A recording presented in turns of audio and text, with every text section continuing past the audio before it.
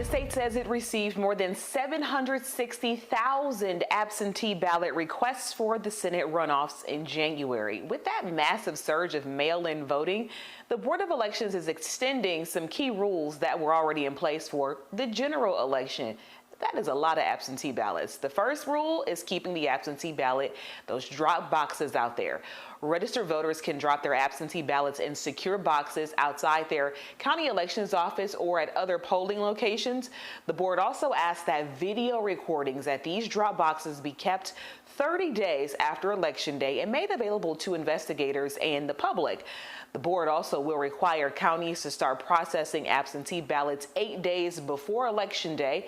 It makes the process quicker by letting counties open and scan the ballots first, but they won't be tabulated until 7 p.m. on Election Day.